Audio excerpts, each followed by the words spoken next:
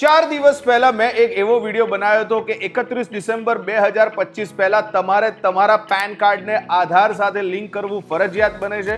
જો તમે આ ડેડલાઇન મિસ કરી જશો તો ડેફિનેટલી 1 જાન્યુઆરી 2026 થી તમારું પેન કાર્ડ ઇનએક્ટિવ થઈ જશે. આ વિડીયોની નીચે એક કમેન્ટમાં એક ભાઈ એવું પણ કહે છે કે ભાઈ એનઆરઆઈએ એનઆરઓ અકાઉન્ટ ઇન્ડિયામાં ખોલાવવા માટે આધાર કાર્ડ ફરજિયાત નથી પણ પેન કાર્ડ જરૂરી છે. સો આવા કેસમાં એનઆરઓ અકાઉન્ટ ખોલાવવા માટે તકલીફ નહીં પડે? તો આ પ્રશ્નનો શું જવાબ છે તમારી પાસે? એ જ જવાબ આજના વિડીયોનો મેઇન વિષય છે અને એ જવાબ સમજાવવા માટે ચલો એક વાત કહું.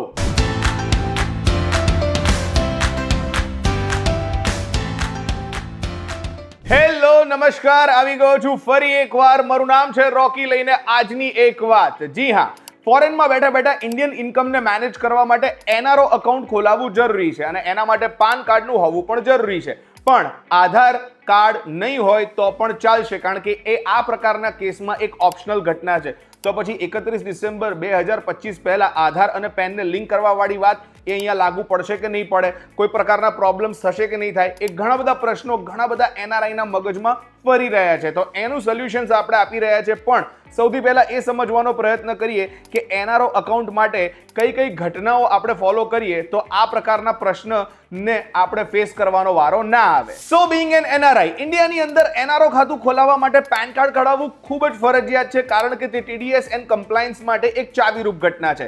એચડીએફસી અને આઈસીઆઈસીઆઈની ગાઈડલાઈન પ્રમાણે કરંટ ખાતાઓ માટે પેન કાર્ડ કઢાવવું ફરજિયાત છે. પણ જો સેવિંગ્સ અકાઉન્ટ હોય તો અહીંયા થોડીક લિબર્ટી આપવામાં આવી છે. જો તમારી વાર્ષિક ઇન્કમ 2.5 લાખ અથવા તો એનાથી ઓછી છે અને તમારી પાસે જો પેન કાર્ડ નથી તો તમે ફોર્મ 60 નો પણ ઉપયોગ કરી શકો છો, પણ તમારે સામે એ પણ જાહેર કરવું પડશે કે તમારી પાસે પેન કાર્ડ નથી. આ ઘટનાના અમુક લિમિટેશન્સ પણ છે, જ્યાં 20% ટીડીએસ વધારે કપાય છે એન્ડ રિપ્રિટ્રિએશન ઘટના એ ઇઝી પ્રોસેસમાં નહીં જાય. Moral of the story, SB NRI 2025 ના નિયમો પ્રમાણે આધારને અહીંયા લિંક કરાવવાની બિલકુલ જરૂરિયાત નથી. પણ જો તમે એનઆરઓ અકાઉન્ટ ખોલાવવા માંગો છો તો તમારી પાસે પેન કાર્ડ હોવું ફરજિયાત છે.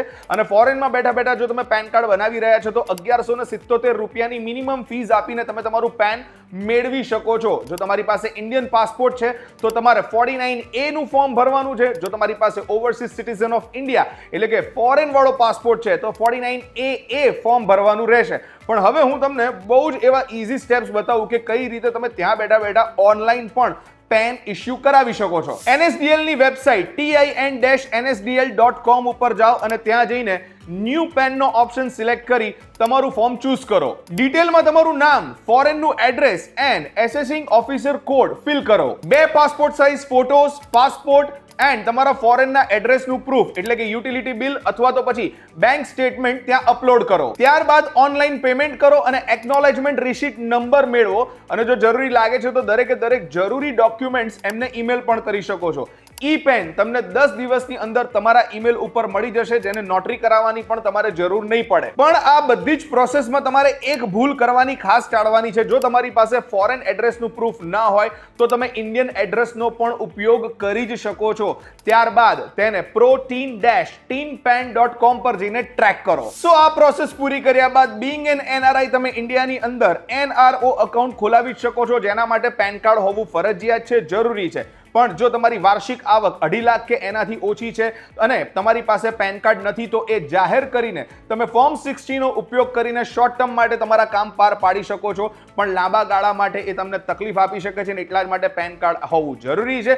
એન્ડ એસબી એનઆરઆઈ 2025 ના નિયમ પ્રમાણે એને આધાર સાથે લિંક કરાવવું જરૂરી કે ફરજિયાત ન હોવાને કારણે તમે એકલા પેન કાર્ડ સાથે તમારું કામ આગળ વધારી જ શકો છો. આઈ હોપ કે આ વિડીયો દ્વારા હું તમારા પ્રશ્નનો જવાબ આપી શક્યો છું. જો આ વિડીયો તમને ગમ્યો હોય તો ડેફિનેટલી અને મેક્સિમમ લાઈક કરો, શેર કરો એન્ડ વીટીવી ડિજિટલની યુટ્યુબ ચેનલને ફોલો કરો, સબસ્ક્રાઇબ કરો એન્ડ બેલ આઇકન દબાવવાનું બિલકુલ મિસ ના કરતા. નેક્સ્ટ વિડીયોમાં હું રોકી આવા જ અમેઝિંગ વિડીયો સાથે તમે ફરી મળીશ.